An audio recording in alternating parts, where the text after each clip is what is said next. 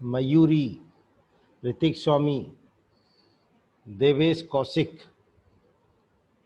देव, रेनू सिसोदिया, गरिमा Taneja,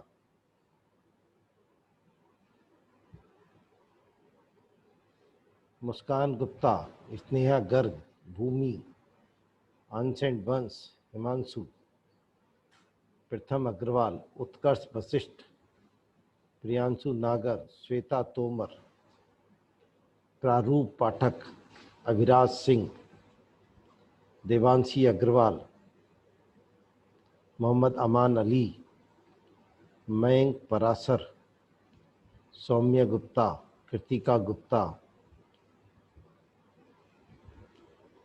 beans Chaudhary, सृष्टि, खुशी तमर, अर्जुन प्रताप सिंह, नंदिता गहलोत, आसिम मलिक, हिमांशु सिंह, खुशी अग्रवाल, समीर खान, प्रीति सिंह, प्रशांत मीना और प्रशांत शुक्ला।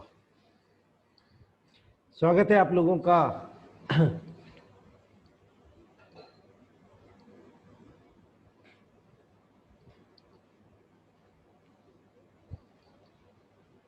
For NEET 2020।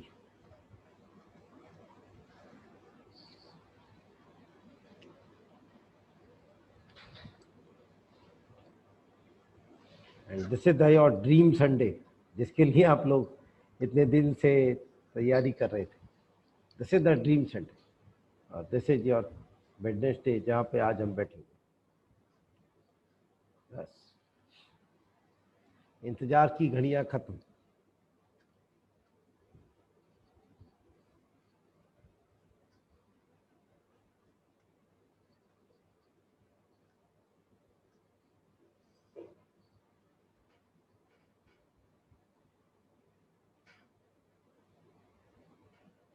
खेल है इस बात का कि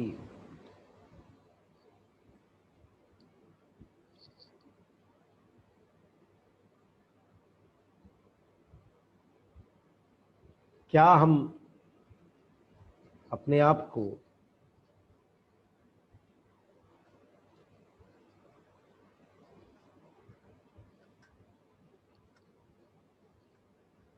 एग्जाम के हिसाब से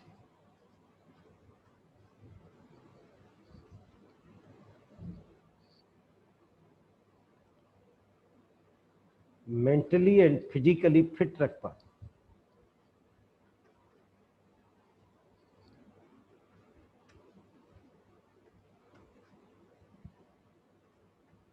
सबसे बड़ी बात,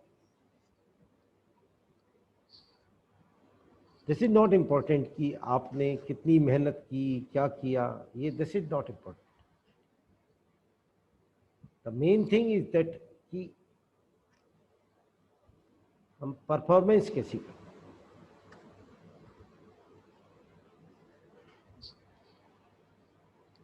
वैसे अगर मित्तल सर एक्सपीरियंस की बात की जाए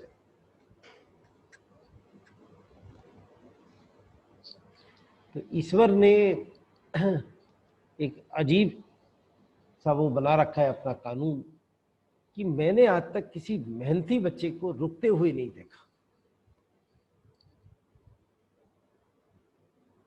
वो सेलेक्ट जरूर होता है।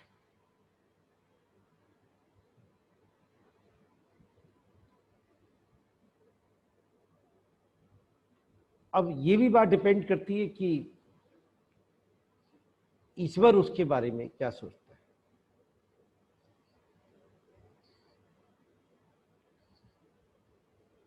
जैसे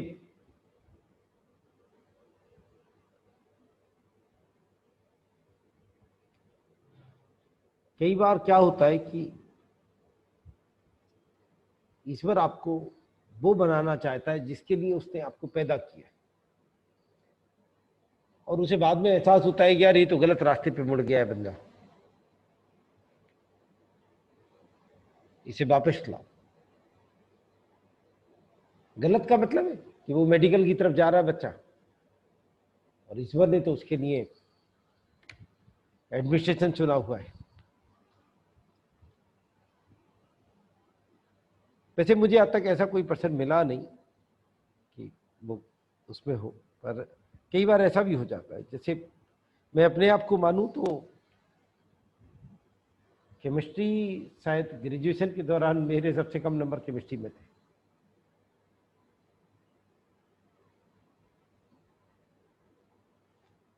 उस जमाने में फर्स्ट क्लास बहुत बड़ी चीज हुआ करती थी। Class 10 first class, class 12 first class. जब फर्स्ट क्लास आया करती थी तो बहुत बड़ी बात होती थी। एक शहर में बहुत कम फर्स्ट क्लास हुआ करती। तो हमने 10th फर्स्ट क्लास की, 12th फर्स्ट क्लास की। तो आपके पास कई सारी ऑफर्स 10th और 12th फर्स्ट क्लास की बेस पे भी आ जाती।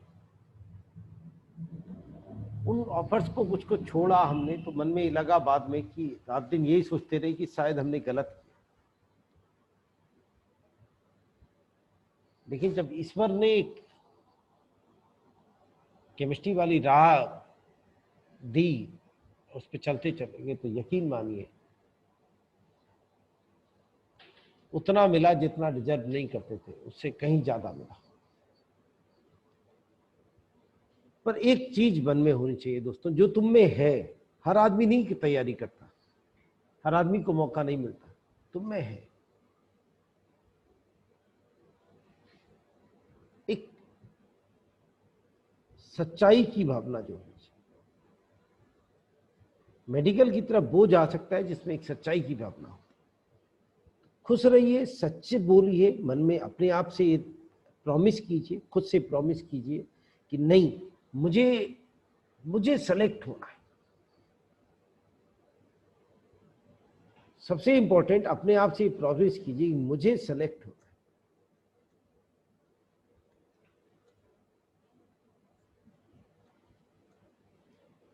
तो फिर एग्जामिनेशन एक अलग तरीके से आप देख के आए। और मान लो एक क्वेश्चन है, एक बच्चा था, मैं बताऊं आपको, अमोल नाम था बच्चे। तो जब पहले दिन क्लास हो रही थी, लबालब भरी हुई क्लास थी, 250 बच्चे बैठे हुए थे। पहले एक जमाना था जब बहुत बच्चे बैठा थे। छोटा सा बच्चा था, उससे पूछा किसी बात पे, उसका नाम लिया कोई, ऐसा उसने क्वेश्चन बताया था, उससे पूछा क्या नाम है तुम्हारा। तो आप जानते हैं 11th का बच्चा बेचारा डर सा जाता है, छोटा सा बच्चा। तो पूछा क्या मित्तल सर, अपनी पूरी उसमें हूँ, पूछा क्या नाम है। तो जब उसने अमोल बोला तो आ बोल के सांस ले गया, तो बोला आ मोल। तो उसका नाम रख दिया उस दिन से 6.02 इंटू 10⁻20। अमोल हो गया एक। तो पूरी 2 साल उसे 6.02 इंटू 10⁻23 बोलते। मैं भी बोलता था, बच्चे भी उसे यही बोलते। आईआईटी दिल्ली सेलेक्ट हुआ बच्चा। तो बच्चा उसमें एक सबसे खास बात ये थी उस बच्चे में कि वो जुझारू बहुत था। उसका पीछा नहीं छोड़ता था किसी बात चीज का, किसी क्वेश्चन का। ऐसे ही और मुझे एक बच्चा याद आता है, यही विवेकानंद नगर में पीछे रहता है। वो आईआईटी रुड़की गया बच्चा, डीएवी से पढ़ा बच्चा था, आईआईटी रुड़की में सेलेक्ट हुआ, शायद 2008 का बच्चा था। और आज की डेट में वो बच्चा आईएएस ऑफिसर है सर। आईआईटी रुड़की में पढ़ने के बाद में वो एक दिन, जब जिस दिन आईआईटी रुड़की को छोड़ के आया था, मेरे पैर छूने आया, मुझसे कहने लगा मित्तल सर आशीर्वाद दीजिए, मैं दिल्ली शिफ्ट हो रहा हूँ आईएएस की तैयारी। उस बच्चे में मैंने ये बात देखी कि वो जुझारू बहुत था। इसलिए नहीं कि वो आईएएस बन गया। यहाँ पे मैं तो 11th-12th के दौरान ही बच्चे के साथ में रहता, वो क्वेश्चन का पीछा नहीं छोड़ता था। तो वो जो जुझारूपंती है वो आप दिखाएंगे, अगर मुझे सेलेक्ट होना है तो आप आंसर निकाल के आएंगे साहब। मैं आपको आप में से बहुत सारा अल्टरनेट जम के बोलेंगे कि मैं आंसर। मैं एक क्वेश्चन दिखाता हूं आपको।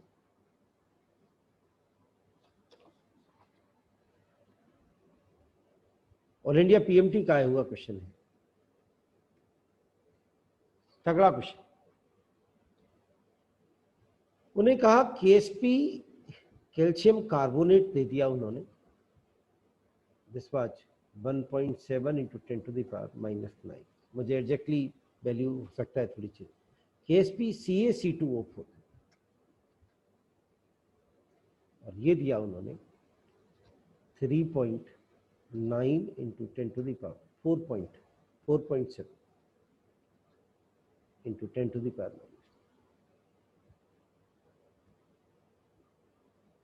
उन्होंने पूछा कैल्शियम आयन कंसेंट्रेशन।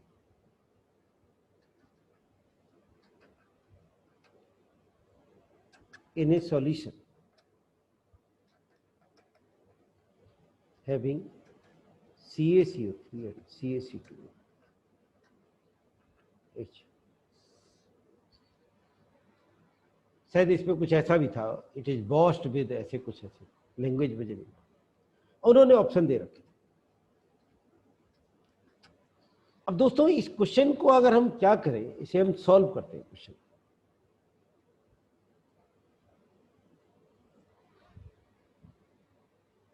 तो एक अलग कहानी बन के आती है, शायद आधा पेज से ज्यादा भर जाएगा।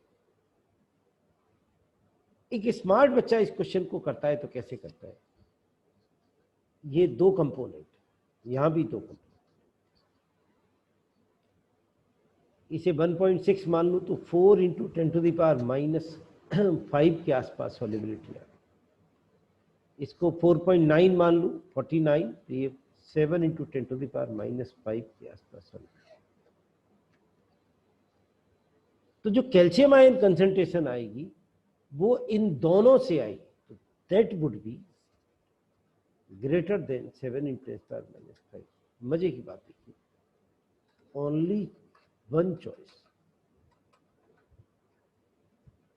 कैरी।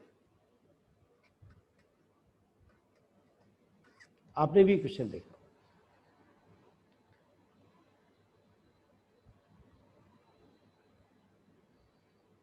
अगर मान लो वो यहाँ पे कार्बोनेट आयन की कंसंट्रेशन पूछ रहा होता तो नो डाउट इससे कम हो जाएगी। अब क्यों, इसकी तो बढ़ाई। अगर वो ऑक्सीनेट की पूछ रहा होता तो नो डाउट इससे कम हो जाएगी, कारण कैल्शियम तो दोनों से आया था। अब कैल्शियम के आने से ये कम हो गया, इसके कैल्शियम के आने से ये कम हो गया। तो इसको हम पूरा सॉल्व करें, साइमल्टेनियस सॉल्युबिलिटी से सॉल्व करें, उससे पहले एक बच्चे ने एक अटेम्प्ट मारा, बिना पेन चलाई वाला अटेम्प्ट, और क्वेश्चन सॉल्व कर दिया। और कोई गधा पूरा क्वेश्चन 1-1.5 मिनट का 2 मिनट का जमा के कोई कैलकुलेशन मिस्टेक करके क्वेश्चन गलत करिए है। तो खेल दोस्तों कॉन्फिडेंस का, आपका कॉन्फिडेंस किस लेवल का।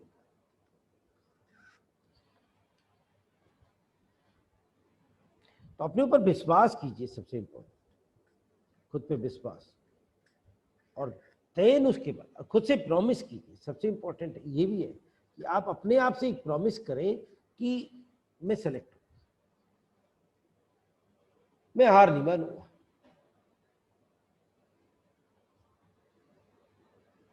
और अगर आप एक जनरल कैंडिडेट हैं, और अगर आप जनरल नहीं हैं, तो आप अपने हिसाब से, अपनी कट ऑफ के हिसाब से अपने क्वेश्चन सेलेक्ट कीजिए कि कम से कम कितने क्वेश्चन पे मुझे जाना है।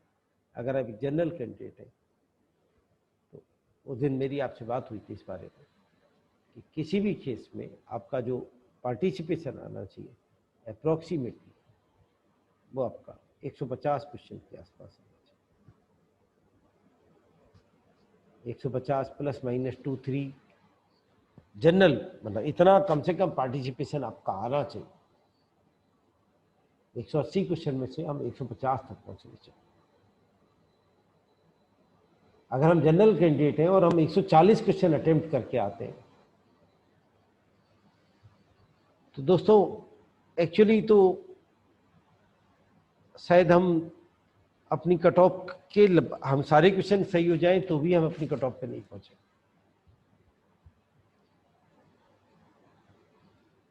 खुद पे विश्वास कीजिए, खुद पे मन में सोचिए यस मैं कर सकता। तगड़े से तगड़ा क्वेश्चन तय बोल जाएगा, प्रोवाइडेड आप अपना विश्वास शो करें। कुछ क्वेश्चन आपके साथ में मैंने डिस्कस किए थे पिछले टर्म पे,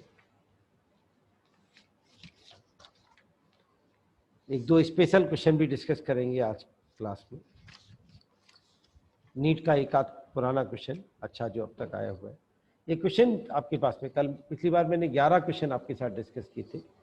ये जो क्वेश्चन है ये देखते हैं आपके पास में, नेक्स्ट 12वां क्वेश्चन है ये। उसने कहा एन एल्कीन, ये नीट 2019 का पेपर है मेरे पास में, N alkene A on reaction with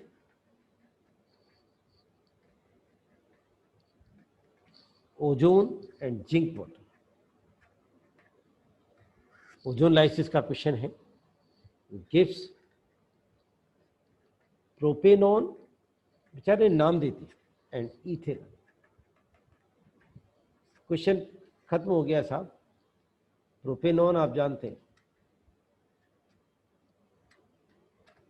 ethanol आप जानते हैं, दोनों को जोड़ दिया आप, लीजिए सर, बन गया। एल्कीन ही उसने पूछा है, नहीं सॉरी, अब उसने पूछा है addition of HCl to alkene A. इस एल्कीन पे ये जो HCl का एडिशन करा है, आप जानते हैं मार्कोनिकॉफ के हिसाब से यहां Cl, this should be the answer, second answer जो इन्होंने यहां पे दे रखा। मैं इसको, अगर कोई मुझसे पूछे कि आप इसे कितने, अगर टफेस्ट क्वेश्चन को 10 देते हैं तो मैं इसे 1 से ज़्यादा नहीं दूंगा, और लेंथ भी नहीं है इस क्वेश्चन की। आप किसी भी खेल में प्रोपेनॉल और इथेनॉल, एक भी कोई बच्चा काम कर रहा होता है तो इथेनॉल और प्रोपेनॉल से हवा में बना लेता है कौन सी एल्कीन है, और HCl जोड़ के फिर बनाना चाहेगा तो बहुत हवा में वो क्वेश्चन को कर सकता है।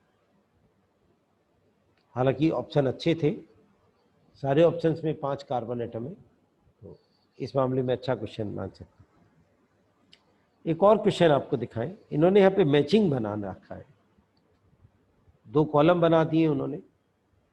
एक कॉलम में फर्स्ट में लिखा है उन्होंने प्योर नाइट्रोजन। मैं जब भी बच्चों से कहता हूँ कि आप जब भी कभी इस तरह का क्वेश्चन करा करें, जब भी उसमें करें, तो सबसे पहले आप ऑप्शंस पे निगाह रखा। तो इसको इन्होंने ए लिखा है यहाँ पे, तो ए ऑप्शन में उन्होंने ए को सेकंड से मैच किया। बी ऑप्शन में, यहाँ पे आगे भी बहुत सारे, मतलब बी को भी ऑप्शन, बी ऑप्शन में उन्होंने ए को थर्ड से मैच किया। सी ऑप्शन में उन्होंने ए को फोर्थ से मैच किया, और डी ऑप्शन में उन्होंने ए को फर्स्ट से मैच किया। देखिए मजे की बात है, 4 ऑप्शन, 4 चीजें हैं, pure nitrogen, Haber process, contact process. Examination में अपीयर करने का देखिए तरीका कितना इंपॉर्टेंट होता है, मेडिकल एग्जामिनेशन में खासतौर से। यहाँ पे उन्होंने दे रखा है क्लोरीन, यहाँ दिया है उन्होंने सल्फ्यूरिक एसिड, यहाँ दिया है उन्होंने अमोनिया, और यहाँ दिया है उन्होंने सोडियम अजाइड NaN3 और बेरियम एजाइड, बेचारे ने लिख दिया है बेरियम एजाइड। और जी सर, तो दोस्तों अगर प्योर नाइट्रोजन दुनिया जानती है कि ये सोडियम एजाइड या बेरियम एजाइड के हिट करे, तो ए वुड मैच विद 4, तो इसके बाद क्या देखने की जरूरत ही नहीं पड़ी बी सी किस किस से मैच करे।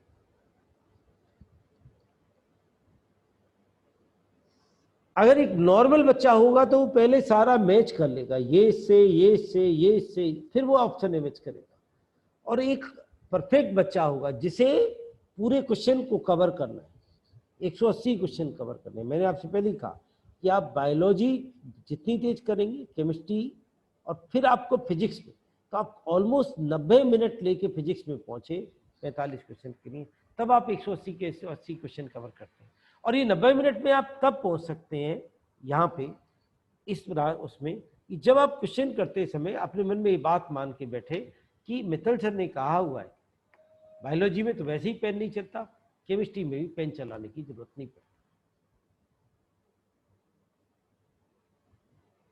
अगर मैं होता 12th में तो मैं पहले इसको मैच कर रहा होता, ये से हेबर प्रोसेस अमोनिया से, कॉन्टैक्ट प्रोसेस सल्फ्यूरिक एसिड से, डीकेन प्रोसेस से क्लोरीन बनाते, फिर मैं ये करके फिर देखता कौन से ऑप्शन से मैच कर। अगर ए यहाँ पे सेकेंड मतलब फोर्थ दो ऑप्शन होते तो हम बी का सोचते, बी सब में सेम होते, फिर हम ये देखते किसको चेक करें जो आंसर है। आपको आदत होनी चाहिए कि 30 सेकंड में, 35 सेकंड में, 40 सेकंड में क्वेश्चन को कैसे किया जाता है, और यही बात आप बायोलॉजी में लगाएंगे तो आप फिजिक्स तक 90 मिनट में पहुंच जाएंगे, और देन वो एक बेहतरीन क्वालिटी का डॉक्टर मिलेगा इस दुनिया को जिसकी बहुत तलाश है इस दुनिया।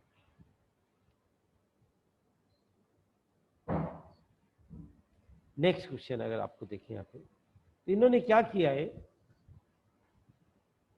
एक रिएक्शन दे दी। ये मैंने एक आपके साथ में वो बनाया था, उसमें भी डाली थी, नीट बूस्टर करके बनाया था। जैसे 2 ब्यूटाइल, और इसको उन्होंने ऐसे बनाया, 5 सेकंड का 10 सेकंड का क्वेश्चन है। आप जानते हैं ये रिएजेंट पूछा है उसने, आपको मालूम है ये सिस है, और एल्काइन टू सिस एल्कीन।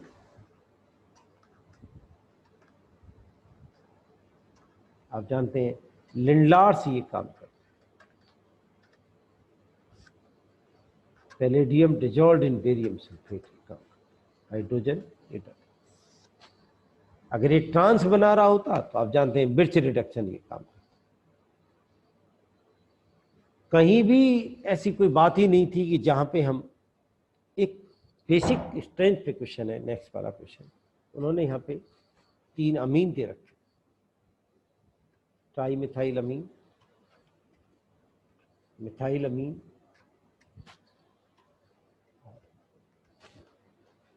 आपसे कहा गया होता है इनको अरेंज कराना है, बिल्कुल 0 लेवल का एनसीईआरटी का क्वेश्चन है। आपसे कहा होता है कि सबसे पहले आप ये देखिए गैसियस तो नहीं लिखा हुआ, इसमें नहीं लिखा हुआ, अगर गैसियस ना लिखा हो तो हमेशा एक्वस मानिए। इस बेचारे ने तो एक्वस लिखा हुआ था इसमें। गैसियस में तो आप जानते हैं एनिलीन से ज़्यादा अमोनिया होता है, उससे ज़्यादा प्राइमरी, फिर सेकेंडरी, फिर टर्शियरी, गैसियस होता था।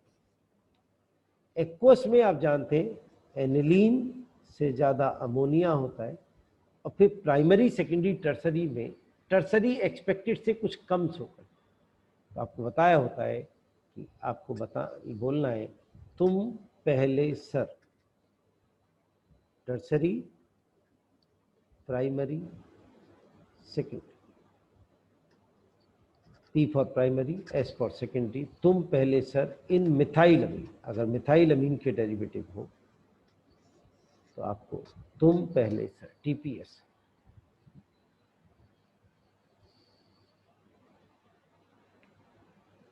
कई बार बच्चा इसका उल्टा एरो लगा देता है, टर्सरी सबसे ज्यादा। आपको याद रखना है S फॉर सर, और सर हमेशा सबसे स्ट्रांग होता है, sir strong, methyl sir strong, TPS।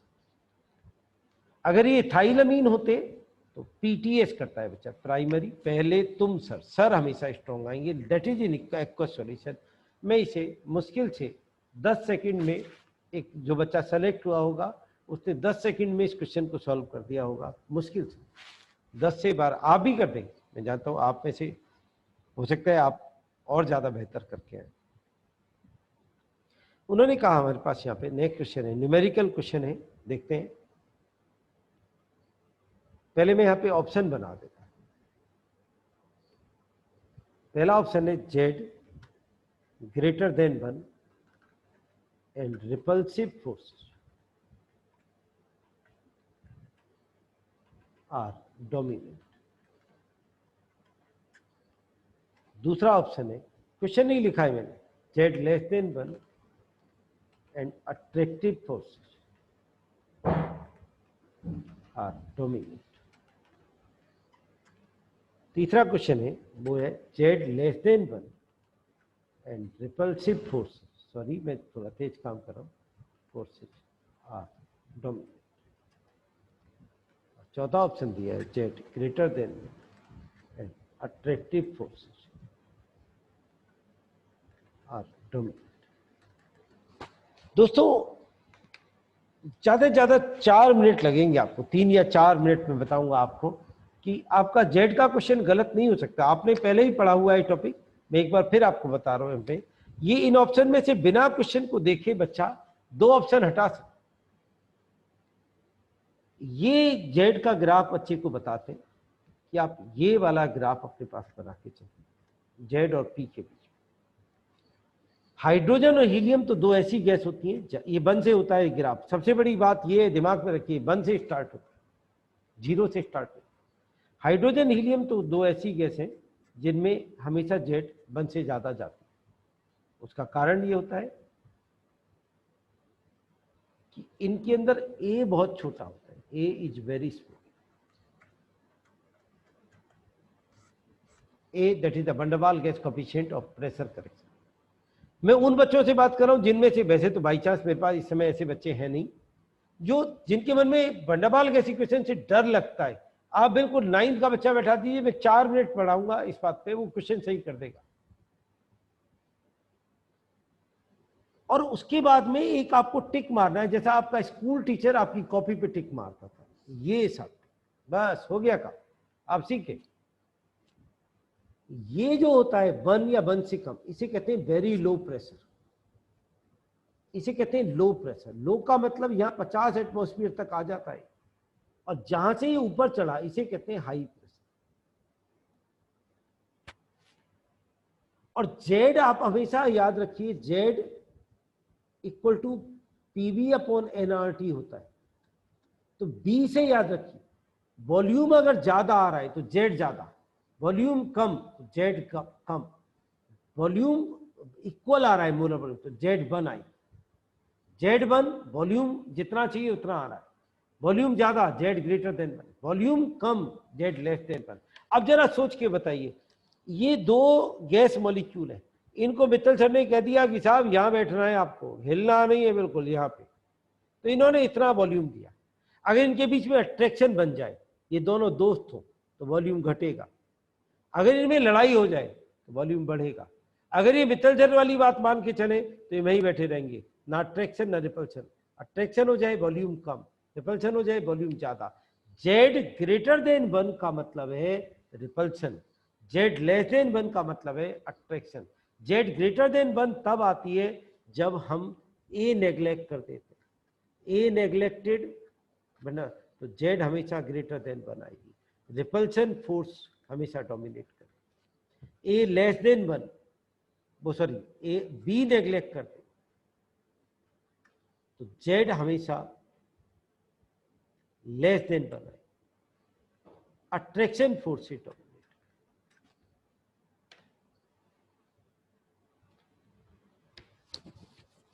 कितने लोग ऐसे हैं जो इस बात को पकड़ गए खटाक से कि यस अब नहीं गलत करेंगे, सवाल ही पैदा नहीं होता।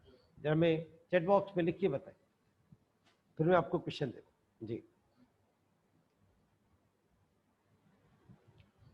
4 मिनट नहीं लगते, 4 मिनट मुश्किल बहुत बड़ा होता है। आप मुझे यकीन मानिए, मैं अपनी तारीफ नहीं कर रहा, मैं बता रहा हूं कि फॉर्मेट ऑफ एग्जामिनेशन क्या है, चाहे वो एडवांस है आईटी का, चाहे वो कुछ भी है। बस गड़बड़ ये है कि हम लोग उस एफिशिएंसी से हमने किया ही नहीं जिस एफिशिएंसी से हमें करना था। हम एक को भी चीज में लगे, आपका सवाल ही पैदा नहीं होता, कोई क्वेश्चन गलत हो जाए। जब कोई 2 मॉलिक्यूल एक दूसरे की बंडवाल, मैं ऐसे ही पढ़ाता हूं क्लास में, ये 2 गैस के मॉलिक्यूल है, ये एक दूसरे के पास में आएंगे, अट्रैक्शन लगना शुरू होगा, और अट्रैक्शन और अट्रैक्शन और अट्रैक्शन और अट्रैक्शन, और जब ये एक दूसरे की बंडवाल रेडियाई में आएंगे तो ये रिपेल करें।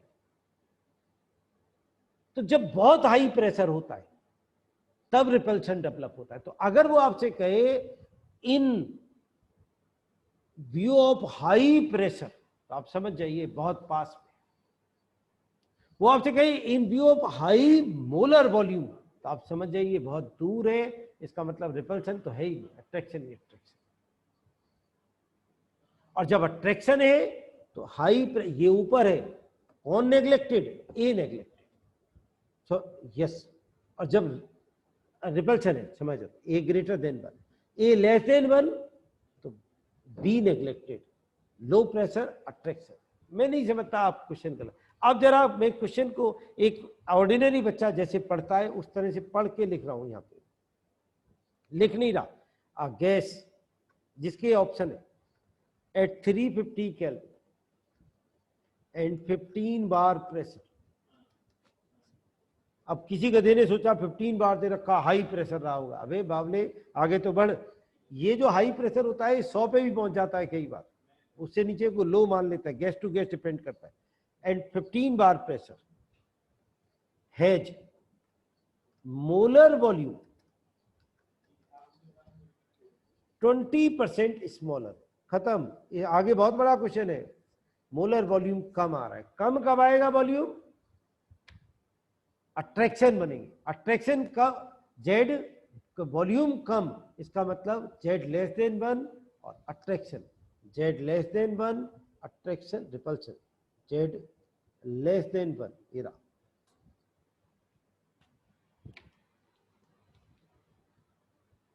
मुझे वो लोग थंब भेजें जो ये कहते हैं कि यस ये क्वेश्चन ज्यादा ज्यादा ज्यादा ज्यादा ज्यादा 10 सेकंड का क्वेश्चन था, वो लोग थंब भेजें। जी साहब, 10 सेकंड से ज्यादा का क्वेश्चन नहीं था।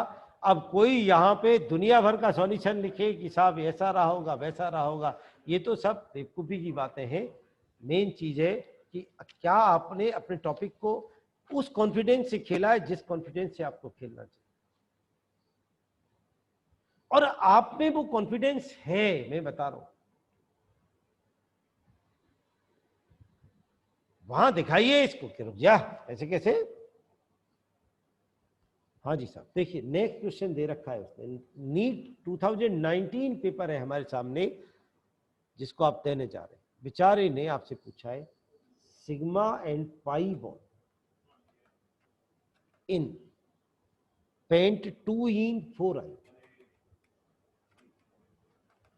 अब मित्तल सर जब क्लास 12th में थे, अगर वो एग्जामिनेशन देते तो इसका स्ट्रक्चर बनाते और गिनने बैठ जाते।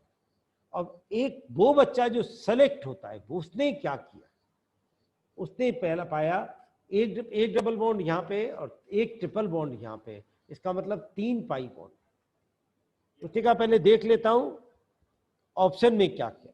पहला ऑप्शन है 8 सिग्मा 5 पाई, दूसरा ऑप्शन है साहब 11 सिग्मा 2 पाई, तीसरा ऑप्शन है 13 सिग्मा 0 पाई, और चौथा ऑप्शन है 10 सिग्मा 3 पाई। बताइए क्या इसका स्ट्रक्चर बनाने की जरूरत थी?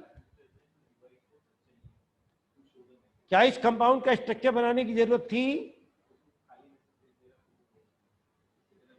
अगर थी तो आप डॉक्टर बन गए ना, और किसी के दांत में दर्द हुआ तो भाई साहब आप उसका सर्जरी कर देंगे, दिमाग की तरफ से बढ़ेंगे उसके अंदर, उसकी खोपड़ी खोल के तब दांत में पहुंचेंगे।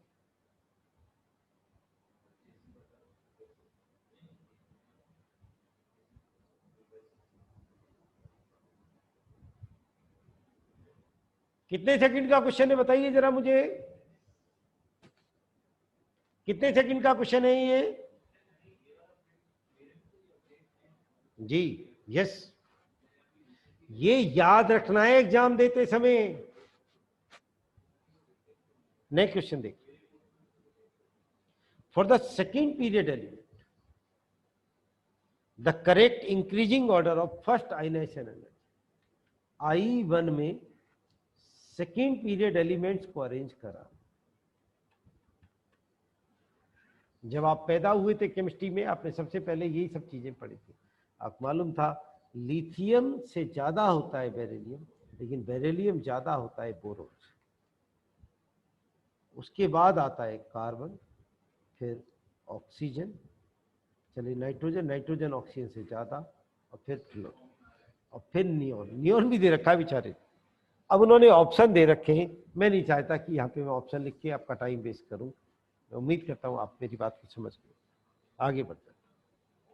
Among the following the narrow spectrum antibiotic is. उसने पूछा है नैरो स्पेक्ट्रम एंटीबायोटिक कौन सा है?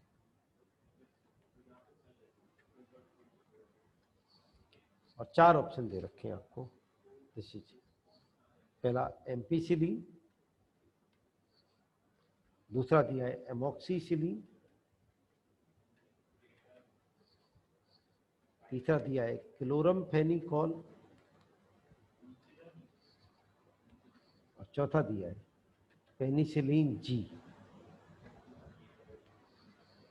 एनसीईआरटी ने साफ साफ लिखा हुआ है पेनिसिलिन की कुछ वेराइटीज नैरो स्पेक्ट्रम है।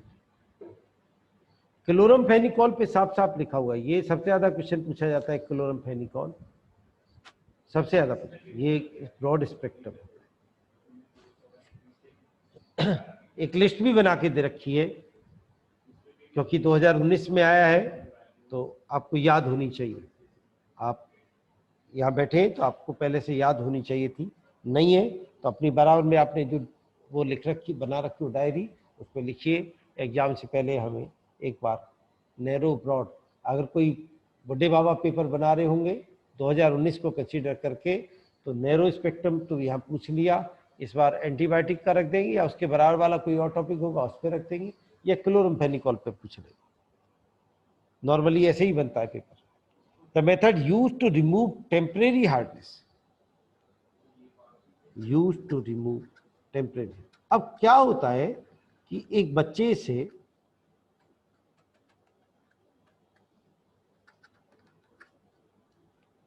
आप जब बात करने बैठे तो पता पड़ा उसने क्वेश्चन को देखते ही मना कर दिया, सर एक्चुअली मैंने हार्डनेस ऑफ वाटर को रिवाइज नहीं किया। ये जो सोच आती है ना, ये नहीं आनी चाहिए। अब मैं रुक जा जरा देखता हूं क्या कहना चाह रहा। पहला दिया क्लार्क मेथड, दूसरा दिया आयन एक्सचेंज मेथड। दोस्तों जितने मेथड दे रखे हैं एनसीईआरटी में उन पे ही क्वेश्चन आता है, और वो सब ज्यादातर किसके हैं? परमानेंट हार्डनेस को रिमूव करना। सिंथेटिक रेजिन मेथड,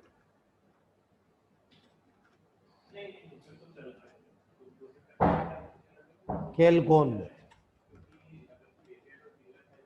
तो ये सब परमानेंट के सब। एक ही रह जाता है इसमें लाइम डाल के करते हैं, लाइम डाल देते हैं जिससे चूना डाल के करते हैं, that is the Clark method. अगर आपको इन मेथड्स में कहीं डाउट है, वैसे तो होगा नहीं, कैलगोन मेथड भी एक आयन एक्सचेंज मेथड ही है। सिंथेटिक रेजिन आजकल बहुत प्रेफर किया जाता है, इसमें परम्यूटेट भी आता है। अगर आपको कहीं डाउट है तो अपनी डायरी पे लिख सकते हैं कि साहब ये मुझे रिवाइज करके जाना। नेक्स्ट देखिए, which of the following series of transition spectrum of hydrogen atom fall in visible. कौन सी सीरीज हाइड्रोजन एटम में विजिबल में लाई कर, और आप इस पेपर से डरते हैं। मैं आंसर नहीं बताऊंगा, अगर आप पे नहीं आता तो ये बहुत बड़ी समस्या है अपने आप। अब उन्होंने 2 कॉलम बना रखे एक क्वेश्चन में, column 1। Next question, question number 22 है मेरे पास में, कॉलम 1 कॉलम 2। यहाँ पे उन्होंने नीचे ऑप्शन, आप जानते हैं जब मैचिंग का क्वेश्चन होता है तो पहले ऑप्शन पे निगाहें रखते हैं। 4 ऑप्शन कॉलम 1 में, capital A, capital B, capital C, capital D. यहाँ पे ए बी सी या कुछ भी मान लीजिए। यहाँ पे 1 2 3 4, तो यहाँ उन्होंने HCF4 दे रखा है और यहाँ ज्योमेट्री दे रखी है।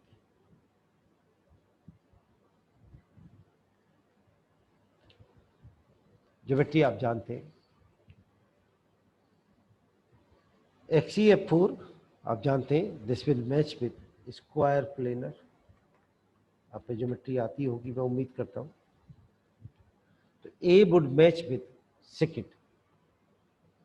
अगर मैं ऑप्शन देखूं, फर्स्ट में ए को उन्होंने ए में सेकंड से मैच किया, सेकंड में भी ए को सेकंड से मैच किया है, थर्ड में ए को थर्ड से मैच किया है, फोर्थ में ए को फर्स्ट से मैच किया, तो ये ऑप्शन हट गया, ये हट गया। अब जो हम दो ऑप्शन रहे, तो यहाँ पे उन्होंने बी को थर्ड से मैच किया है, तो हम बी के चक्कर में पड़े, हमसे बड़ा बेवकूफ़ नहीं। यहाँ पे उन्होंने सी को फोर्थ से मैच किया है। वैसे तो क्वेश्चन इतना आसान था, और यहाँ पे सी को वन से। देखते हैं जरा सी क्या है। This is XCOF4। आप जानते हैं इसमें क्या आएगी, स्क्वायर पिरामिडल आएगी। और where is the square pyramidal? At fourth, this is square pyramidal. XCOF4 will match with fifth, तो फोर्थ, सर्टेनली ए आंसर है। मैं नहीं समझता कि हो सकता है 10 सेकंड की जगह 15 ले जाए क्वेश्चन, क्योंकि एक और दो ज्योमेट्री देखने पे आंसर आया था, पर मैं नहीं समझता। बहुत कॉमन ज्योमेट्री थी, बहुत कॉमन कंपाउंड थे।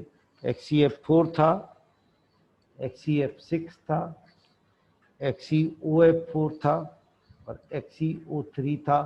दो जगह आपका सिलेबस कवर करता है, एक ज्योमेट्री वाले कंपाउंड में करता है और एक पी ब्लॉक में करता है। अगर बाई चांस आपको इस क्वेश्चन में दिक्कत है, तो मेरा आपको एक सलाह मशविरा है कि आप इस क्लास के जस्ट बाद सबसे पहला काम आप ज्योमेट्री और हाइब्रिडाइजेशन पे करें, और अगर दिक्कत आए तो मुझसे कॉल भी कर सकते हैं। सबसे पहला काम आप ज्योमेट्री हाइब्रिडाइजेशन पे करें। ऐसे ना हो कि आप सीधा मुझे कॉल करें, पहले खुद से एनसीईआरटी लेके बैठिए और खुद, मैंने कहा ना, अगर आप करना चाहेंगे तो आप सेलेक्ट हो जाए। 23rd question, you believe this, हम कभी पहले 9th 10th में भी पढ़ाते थे, तो 10th क्लास में उस समय सिलेबस में था ये क्यूमीन वाला क्वेश्चन। नीट में नॉर्मली आ जाता है, आईटी एडवांस में नॉर्मली आ जाता है।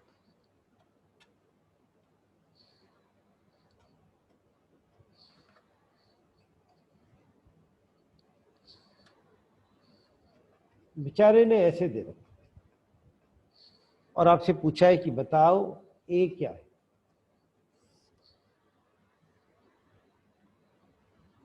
अब ऐसे में अगर कोई नीट एग्जामिनेशन को टफ बताता है तो मुझे उस पर तरस आता है। एक क्वेश्चन दिया है उसने, ट्राई ब्रोमो ऑक्टा ऑक्साइड, इसका स्ट्रक्चर पूछा है। ट्राई ब्रोमो ऑक्टा ऑक्साइड, और 4 स्ट्रक्चर बना। इस क्वेश्चन के साथ में मैं 2 बातें आपसे शेयर करूं। एक, रिडॉक्स रिएक्शन चैप्टर में 3 स्ट्रक्चर, उनमें से एक टॉपिक पढ़ाते समय सोडियम टेट्राथायोनेट का दे रखा है, एक C3O2 का ऐसा है, और एक, और दूसरी बात यह है कि जरा ऑप्शन देख लेते हैं। पहला ऑप्शन है हमारे पास Br,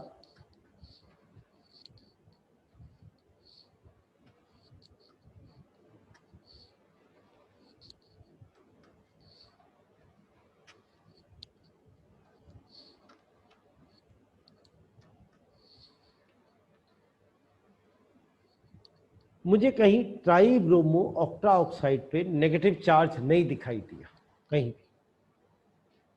उसने जब लिखा try bromo octa oxide, ion लिखता है, या तो वो आपसे, या वो यहां पे इसके साथ में आपको बताता इस कंपाउंड पे नेट -3 चार्ज।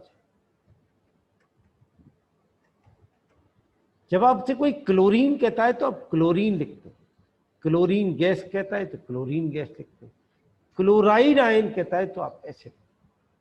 अगर आपसे कोई ऑक्सीजन कहता है तो आप O लिखते हैं, ऑक्सीजन गैस कहता है तो O2 लिखते हैं, ऑक्साइड आयन कहता है तो ऐसे। अगर कोई आपसे कहता है परऑक्साइड, तो आप जानते हैं इनकम्प्लीट है, क्योंकि परऑक्साइड में आगे कुछ ना कुछ होता है। तो खाली उसने परऑक्साइड नहीं कहेगा, या तो वो हाइड्रोजन परऑक्साइड कहेगा, बेरियम परऑक्साइड, या फिर पेरोक्साइड आयन कहेगा। यहां उसने ट्राई ब्रोमो ऑक्टा ऑक्साइड कहा, क्या इसने इसमें आयन लिखा? इस पहला स्ट्रक्चर पे -3 चार्ज है, हम इसे इसका स्ट्रक्चर कैसे मान सकते? बी देख,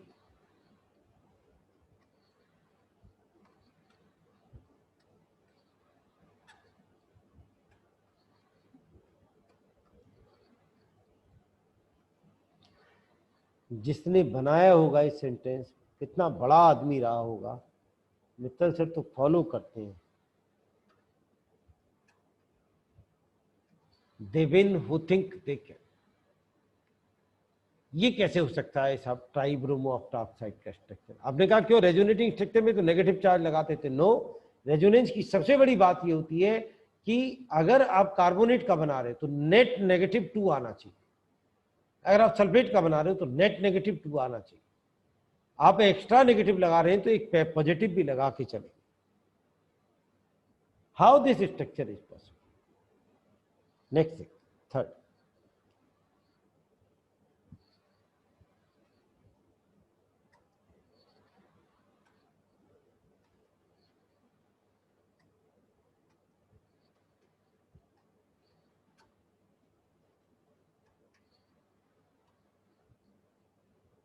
is this possible? Is the C possible? बताओ दोस्तों, इज C possible? Why? आप इसका स्ट्रक्चर जानते हैं या आप ये कह रहे हैं कि नहीं सर, एक्चुअली स्ट्रक्चर बिना जाने भी आप कर सकते थे क्वेश्चन। ये ऑल इंडिया पीएमटी का क्वेश्चन है, इसमें कोई ऐसी बात नहीं है, बस आप में एग्जामिनेशन देते समय अपने ऊपर विश्वास होना चाहिए। And this is the D. अब बताइए मुझे, क्या सच में ट्राइब्रोमो ऑक्टा ऑक्साइड वाले स्ट्रक्चर को टफ वाले नाम पे 10 में से 1 से ज्यादा पॉइंट देना चाहिए? शुड आई गिव 2, 3, 4 या इसे भी मुझे बंद देना चाहिए?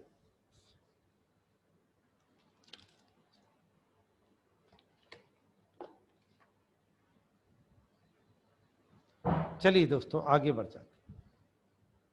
क्वेश्चन नंबर 25 आ गया हमारे पास में। उसने कहा आपसे कि हमारे पास में H2O, H2S, H2SC, H2TE और H2PO है। इसको उसने थर्मल स्टेबिलिटी में अरेंज किया है। एनसीईआरटी टॉपिक है। हम एक टॉपिक पढ़ाते हैं बच्चों को हाइड्रेसिड के नाम पे, आपको पढ़ाया होगा हाइड्रेसिड्स। हाइड्रेसिड्स में हम नाइट्रोजन फैमिली के हाइड्रेसिड्स बनवाते हैं, NH3, PH3, ASH3, SbH3 and this is BiH3। Oxygen family के H2O, H2S, H2S एक साथ पढ़ाते हैं पूरा टॉपिक। H2T, हालांकि H2PO होता नहीं, इस गधे ने H2PO भी ले लिया। फिर हेलोजन के HF, HCl, HBr, HF। और उन बच्चों को कहते हैं नंबर 1 तो आप पे आना चाहिए, बॉइलिंग पॉइंट। आप जानते हैं इसमें एक्सेप्शन होता है, इसमें होता है, इसमें होता है, नीचे आने पे बढ़ते हैं, लेकिन एक्सेप्शनली ये यहाँ आ जाता है।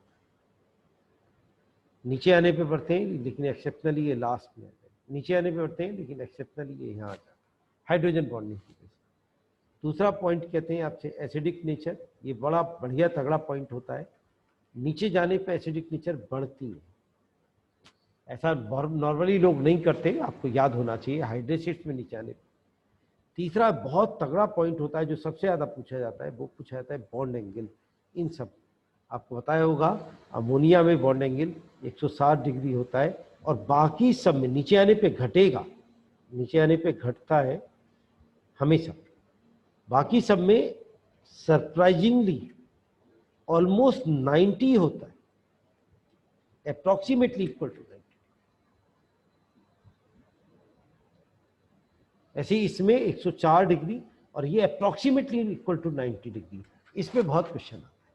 और बात रही थर्मल स्टेबिलिटी की, तो बच्चे को कैसे याद कराते हैं कि साहब वो काउंट करो, क्या नाम है, गिनती गाओ, गिनती 1 2 3।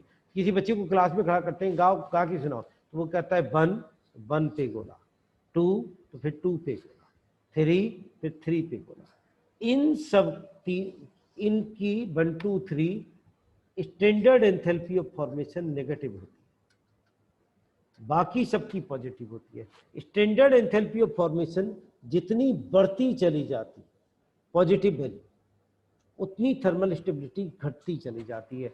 जिसकी standard enthalpy of formation negative होती है वो थर्मली बहुत स्टेबल होता है। इसीलिए तो ओजोन अनस्टेबल होता है। ये भी क्वेश्चन बहुत पूछा जाता है, क्योंकि ओजोन की standard enthalpy of formation positive होती है। आपको बताया थी बात। तो ये खूब आपने इस बात को पढ़ा हुआ है।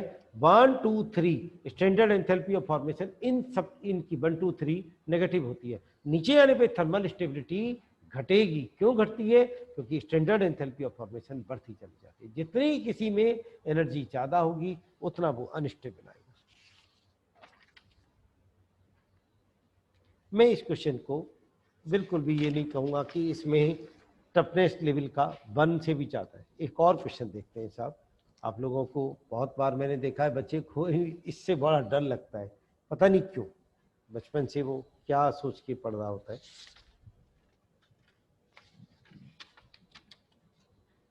उसने कहा in which case change in entropy negative, delta F negative किसमें है, ये पूछा है आपसे। 26 क्वेश्चन है। पहला ऑप्शन दे रखा है expansion of A gas at constant temperature, expansion of A gas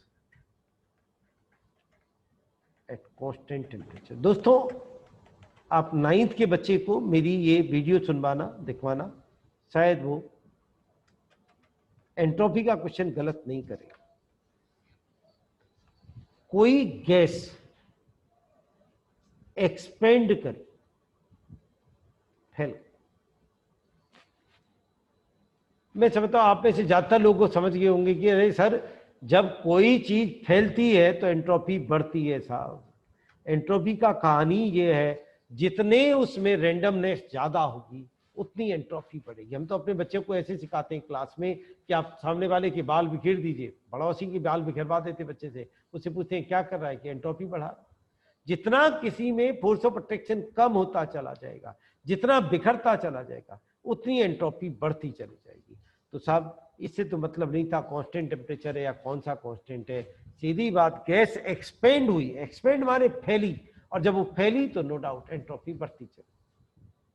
दूसरा option sublimation of solid to gas. बताइए अगर ये कोई आपसे ऑल इंडिया बेस के लेवल के एग्जामिनेशन में कोई पूछ रहा है कि एक सॉलिड गैस में कन्वर्ट हुआ, एंट्रोपी चेंज पे क्या साइन आएगा, पॉजिटिव या नेगेटिव, तो ये वाकई में एक बहुत बड़ी समस्या है कि क्या सच में हम नीट का एग्जामिनेशन दे रहे हैं। Solid get converted to gas, जितना फोर्स ऑफ अट्रैक्शन कम उतनी एंट्रोपी ज्यादा। ये छोटे छोटे बच्चे समझते हैं इस बात। आप दो चीजों को दूर कर दीजिए एंट्रोपी बढ़ेगी। This is positive. तीसरा देखिए 9th का बच्चा पहले दो के बाद में आंसर दे देगा। दो चीजें जुड़ी, डेल्टा एस नेगेटिव, और चौथा देखिए एवापोरेशन ऑफ वाटर। अगर एक ऐसे बच्चे को दे दिया जाए ना, जिस क्वेश्चन नहीं दीजिए, केवल ये दीजिए उसको, जो बैंकिंग वगैरह के एग्जाम दीजिए, इनमें से और ढूंढ दीजिए, यहां गैस एक्सपेंड हुई, यहां गैस बनी, यहां पे पानी जो लिक्विड था गैस बना। एकमात्र ऐसी चीज है जहां पे दो गैस से एक गैस बना। फिर भी किसी को एंट्रोपी के क्वेश्चन में दिक्कत आए तो वाकई में बड़ी बात है कि दिक्कत सब्जेक्ट की है या दिक्कत कुछ और है। एक और क्वेश्चन आपके साथ में, a compound is form by cation C and anion A। ये कैटायन है और ये anion. The anion form SCP structure. ये जो एनायन महाशय ये SCP बना, और cation occupy 75% of octahedral point. अगले 2 मिनट में मैं आपको ऐसी बात बताऊंगा, आप जानते हैं, मुझे मालूम है मैं बेकार बता रहा हूं, आप जानते यू नो, फिर भी अगर बाई चांस किसी कोई बंदा ऐसा वीडियो देख रहा है जो ये बात नहीं चाहता, सही 2 मिनट में कि उसका कभी वॉइड वाला क्वेश्चन गलत नहीं हो। अगर वो आपसे कहता है ए कोई सा भी स्ट्रक्चर बनवा दे, कोई सा जो आप जानते, जैसे यहां पे तो उन्होंने एससीपी कहा, A form dash dash dash structure, कोई सा भी स्ट्रक्चर, और बी ऑक्यूपाई टेट्राहेड्रल वॉइड, सारे टेट्राहेड्रल वॉइड, तो हमेशा आंसर AB2 आएगा।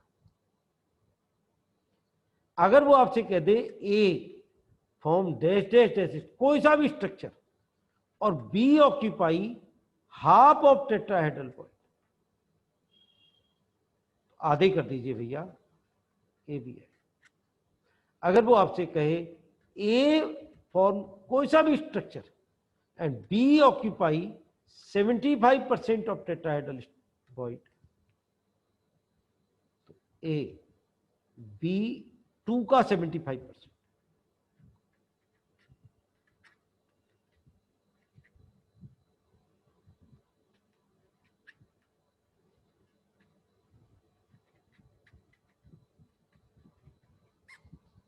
अब ऑक्टाहेड्रल पे ए कोई सा भी स्ट्रक्चर बना दे, कोई सा भी, और बी आपसे कह दे ऑक्टाहेड्रल वॉइड, सारे ऑक्टाहेड्रल, तो आंसर ए बी आएगा हमेशा।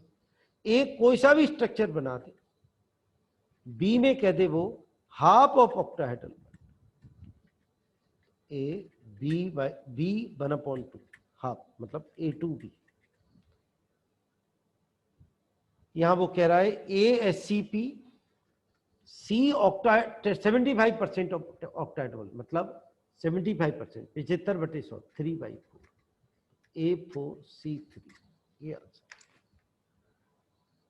किसी भी बच्चे को, कोई भी दुनिया का कोई भी आदमी हो, वॉइड वाला क्वेश्चन है, मैं नहीं समझता कि अब उसका कोई क्वेश्चन टेट्राहेड्रल ऑक्टा कोई सा स्ट्रक्चर बनाए, टेट्राहेड्रल वॉइड हमेशा उससे डबल होते हैं। अब आप कितने परसेंट है उसके हिसाब से निकालिए, ऑक्टाहेड्रल बताए वो बराबर होते हैं हमेशा। एग्जैक्ट सॉल्यूशन इस क्वेश्चन का निकालूंगा आपके सामने, एग्जैक्ट सॉल्यूशन, किसी को एग्जैक्ट चाहिए तो, वैसे तो आंसर आ गया उसका, ASCP कह रहा है वो आपसे, तो ए हो गए 6, SCP में 6 होता है, और बी कह रहा है ऑक्टाहेड्रल वॉइड, तो ऑक्टाहेड्रल 75% ऑफ ऑक्टाहेड्रल, तो इतने ही ऑक्टाहेड्रल वॉइड होते हैं जितनी जेड होती है, इसे जेड कहते हैं, तो बी हो गए 75% of 6, that is 3/4 of 6।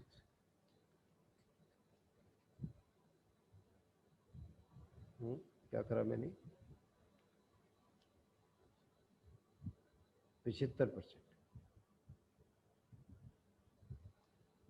Yes ठीक, तो 9/2, तो A6 B 9/2 नंबर से डिवाइड कर दीजिए, 3 ये A4 बी या सी जो भी।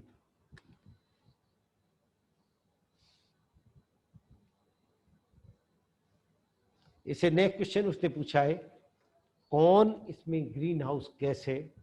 मैं नहीं समझता कि आपको इसमें डाउट होना चाहिए, वैसे भी आप बायोलॉजी पढ़ते हैं, कौन ग्रीन हाउस गैस नहीं है ऐसे पूछा है। वैसे तो ऐसा पूछना थोड़ा गलत है, पर अगर आप कहीं भी देखेंगे तो साफ साफ लिखा होता है कि मीथेन बहुत तगड़ी ग्रीन हाउस गैस होती है। चलिए एक और क्वेश्चन आप देखें यहाँ पे, आइडेंटिफाई द इनकरेक्ट स्टेटमेंट, आपसे पूछा इनकरेक्ट बता, पहला ऑप्शन दिया है उसने 2 एक्सियल पीसीएल बॉन्ड,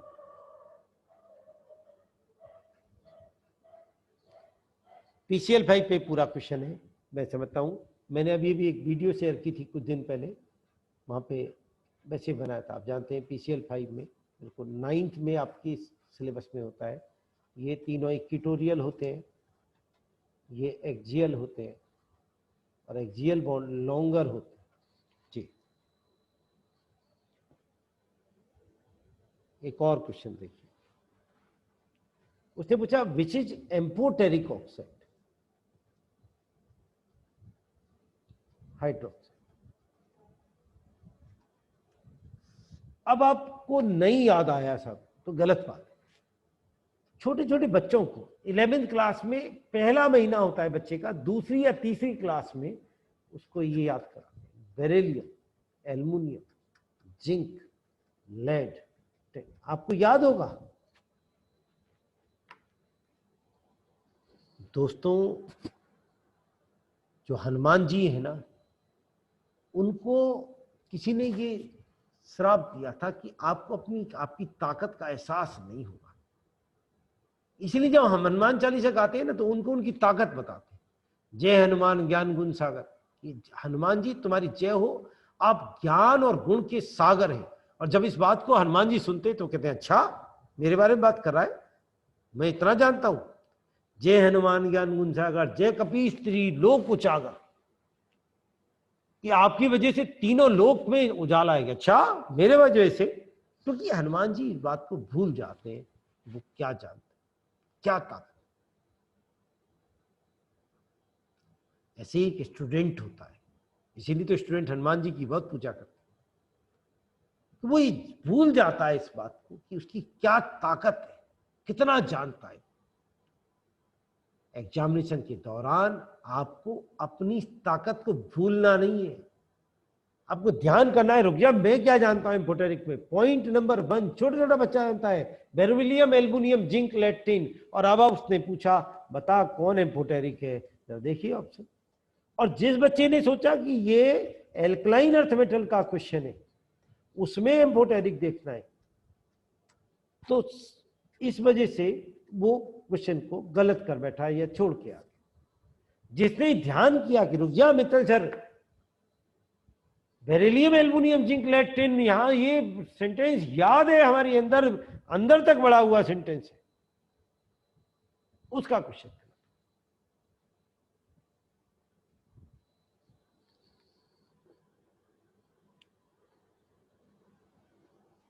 दोस्तों यकीन मानिए इस बात को, ये एक आईना लगा होता है और ये एक टीचर खड़ा होता है और दिखाई स्टूडेंट देता है।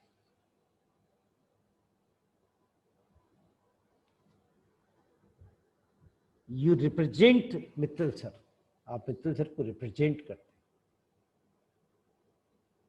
आज वो मौका है, वो समय आएगा जब आपको प्रूव करना पड़ेगा कि मेरा टीचर सबसे बेहतरीन है।